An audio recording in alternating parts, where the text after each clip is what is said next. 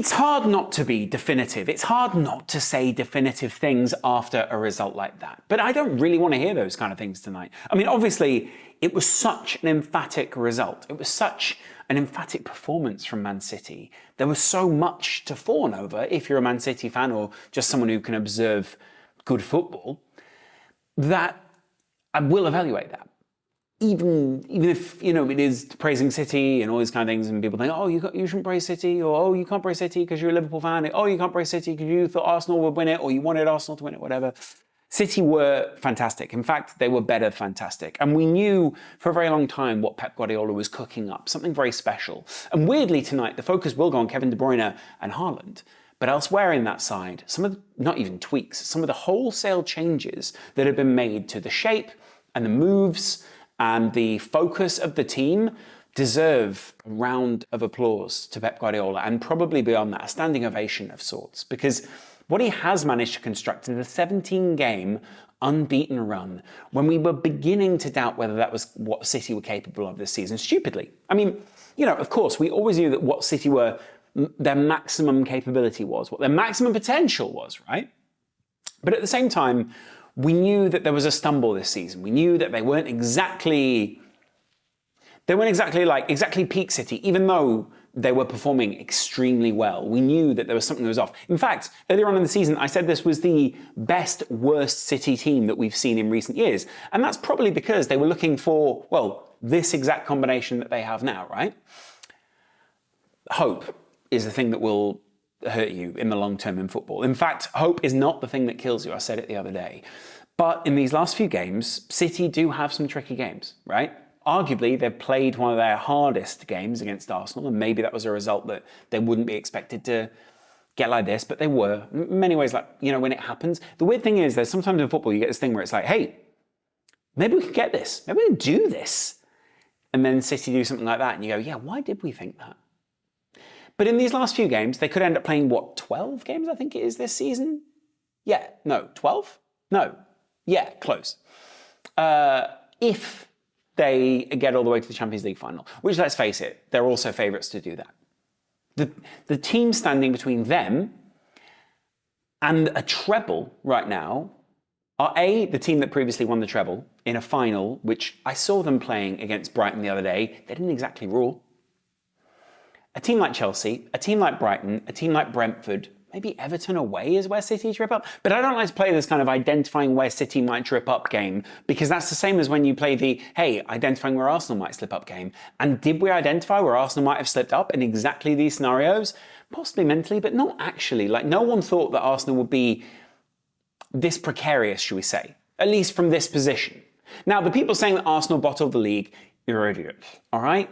You just don't, Arsenal didn't even expect to be in this position at all. Is it bottling something that you were never expected to have in the first place? Possibly, but probably not, actually. So how literally demoralizing is a result like that? Is this the kind of thing that we sort of expected and therefore we knew, or is it the physical manifestation of what we wanted to kind of try and avoid if we're Arsenal biased or Arsenal sort of leaning or Arsenal centric? Is that what we wanted to kind of avoid? Have Arsenal, to an extent, been found out by the likes of City, by a few other sides? Have they been worked out in how to get in their way? Is there another version of Arsenal after this? Is this what we've basically just seen of Liverpool and City over the last few years? Do we appreciate Arsenal enough with what they have achieved, with how far they have pushed City this season? Or is this that we just don't appreciate City enough and how imperious they are, how brilliant Pep Guardiola is, how actually it's nothing to do with money, it's about the exercise of football, it's the exercise of shapes, the exercise of get the ball here, do this, do that. Is that all floating above whether we all have enough money or not, or any of these kind of things? Is it how far we can push football? Or is that the same as the steroid argument in terms of, hey, if we had the Olympics but with steroids, we'd all have a good time? Do you know what I mean? It's still so frustrating because City are really good, but every now and again you get this puncher's chance. And tonight was sort of that punch. Maybe there's the Sean Dyche result in there. But was tonight the flashing of Arsenal which finishes the season, the definitive punctuation mark that says, hey, this is our title now. You've been leading, you're doing all this, you've been great, we're going to come good.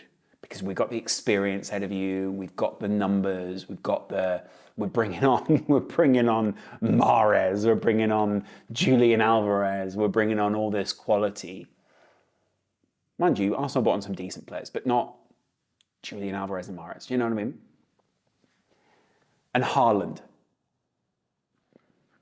Do you know what I mean? The number 9, maybe Arsenal need a real 9. Maybe they need a Vlahovic or someone like that. I'll be interested to see who they can get. I think Arsenal try and change their shape again in the off-season. I think they try and become another iteration of themselves. Is that possible? I think it is. I think they have to if they want to keep competing, because I think to an extent people have worked this out, right? Sometimes, I know it hurts in the moment, but it's good to get these conclusions if you're Arsenal, especially if you know you're not in your final form, if Arteta thinks there's a higher ceiling, all these kind of things. Will we question, by the way, just a real question, I think this is a very long-term question, I might ask it in the future. You never like to think you're at the end of your story or at the end of your quest if you are Arsenal. I don't think they are. But if in years to come, Arsenal are basically usurped by Newcastle and City and Manchester United, and all these people have a huge amount of cash, will people go, oh, you know, was the stages that Arteta spoke about, were they real or were they the Brendan Rodgers, you know, envelopes? Did he ever have those stages? Or did they just not make it? Or did they bottle it? Whatever. I think bottling it is just such the worst phrase ever. It's so clickbait. It's so stupid. It's so reductive. I was trying to have so many chats tonight with my friends I was watching the game with. Every time we chatted about the league, it was just reductive. It was just like, oh, we're a one-team league. Clearly not. There's clearly more diversity. Well, if they win it, then what does that mean? Is it all about the winning it? Is it the journey? What is it? Do you know what I mean? Is being a football fan just about winning the league? No. So appreciate this Arsenal team for what they are. Appreciate the City team for what they are. Appreciate everyone else in the league for what they are. Not just this, hey, they won it, therefore it's boring. It's interesting. It's a question, isn't it? I'm just asking. Just asking. I'm just asking questions, mate. And I don't like the way that we're talking about this Arsenal side, but there is something that feels definitive about that as well. But I will remind you, earlier on in the season, I want to say it was only Arteta, but everyone else agreed with him as well, said, we're only a couple of years into this plan. And he identified that they're probably at stage 3 of 5, and 5 was the one that was taking them close to their peak. 4 was possibly the one that were taking them close to a title. But this and the City side have been 2 of the smallest teams that Pep Guardiola and Mikel Arteta have ever managed. Mainly with Arteta because, you know, he's a manager who's not managing anyone else. But what I mean is there'll be 2 of the smallest squads that you will see in quite some time. And Arsenal even added to their team. Now, this evening, that showed. Do you know why? Because in the back line, they targeted the weakness of those 2 central defenders, which arguably is Rob Holding. Rob Holding, it wasn't the main issue in this game. There were plenty of reasons why Arsenal got cut to ribbons. There were plenty of reasons why there was so much space for Man City after this. But they targeted what you would class as the weaker side. And I get it, like loads of teams have done that. But it's frustrating, I'd imagine, if you're on Ramsdale. It's frustrating if you are Gabriel on the other side of that. It's frustrating if you know that there is a centre-back that if they're a run at, then maybe there's something they can do. But even then, like, wouldn't City have just cut any of these combinations wide apart? Kevin De Bruyne was one of, if not the best player on the pitch. And arguably that's one of the all-time great Premier League performances from him. Haaland is now 14 goals off Dixie Dean's all-time record of scoring in a season. And we maybe at a push thought that he might stumble at some point. Or that, hey, he might not get a high goal tally if he's slightly off.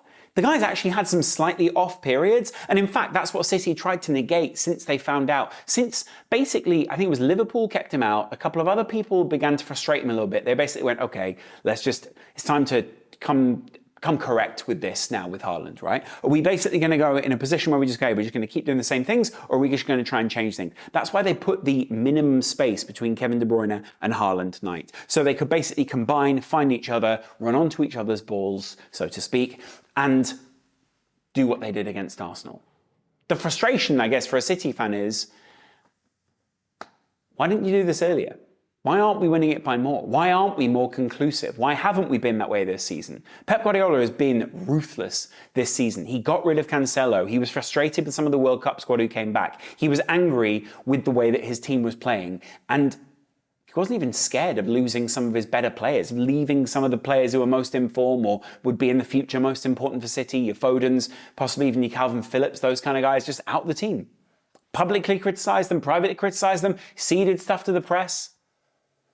And yet, here he is with a together squad showing ultimately that success is the thing that will bond you and will probably paper over a lot of those cracks.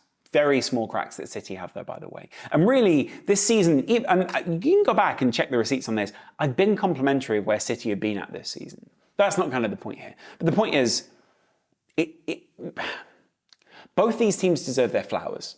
Arsenal have faded, is what it's fair to say. They're not bottling it, they're just tired. They're just exhausted after this title tilt that they've tried. And it's very difficult to go a full season like this, especially with such a small team, right? In fact, they've rotated even less than City, but City, they've just got this combo of players. The players came fit at the right time, they go to the right places, they take the right treatments, and they do the right things. Haaland, fantastic. Kevin De Bruyne, fantastic. Rodri, fantastic. All these guys have been amazing this season. But can you say, let's just for a second talk about some of the weaknesses of Arsenal. I might do that in a separate video, but when I say all of this, I say this with affection and with compassion and with love towards these players. But there are times where I do see a little bit of Saka pouting because he gets doubled up on. I do see Martinelli slightly fading in big games. And in fact, if you check some of the average positions this evening, it wasn't nice to look at the Arsenal team. They were slightly too lopsided to one side. City again did their beautiful spread out octagon thing. It worked perfectly for them. But the frustration was Arsenal were isolated in too many areas. They lost the midfield battle. They were too easy to get through. In the same way that City really were too easy to get through. But then there were just a three at the back that basically just went, we'll take that. And you could kind of see weirdly that at one point, City sort of thought, hey, these guys are sort of equal to us. There was this idea at one point that it was like, hey, Ruben Diaz is going to kick out and then Ben White's going to go down and maybe there's something that's going to flare up. You could see that there was a bit of a, I don't want to say, you could see why Man City were the very confident side and Arsenal lacked the confident side. And there was a bit of complex somewhere between the two where you could tell Arsenal knew they had to play up and City knew they had to just continue sailing where they were. It frustrated me when I looked at Arsenal's midfield. They have played some really strong shapes this season, but it seemed like they were all over the place. Again, Partey made a couple of mistakes. I'm not even criticising Martinelli and Saka in particular. Zinchenko wasn't exactly there. Some of the more experienced players in the side actually kind of let them down this evening. Gabriel Jesus was good, but too spread out, couldn't ever really get into the game. I was kind of questioning whether I would have started Trossard alongside Martinelli just to give them a bit of dynamism in a different way to what they get with Gabriel Jesus, and maybe not a player who's so invested. Zinchenko wasn't quite there. He wasn't quite at it. As good as he is, he just wasn't quite at it. And basically, City overran them continually in this game. So it's frustrating, sure. Rob Holding got targeted. Ramsdale was incredible. He made some incredible saves again. But again, there was the frustrating moments where you're looking at it and going, why can't we just get a break for this guy for 2 seconds? So I'm frustrated, sure. Do I think City are probably going to get even better than this? Worryingly, yes. Do I think that Arsenal are going to get better than this? Yes. But will Arsenal be in the Champions League next season? Yes. Will they have added to the squad? Yes. Will they challenge next season? Still remains to be seen, actually.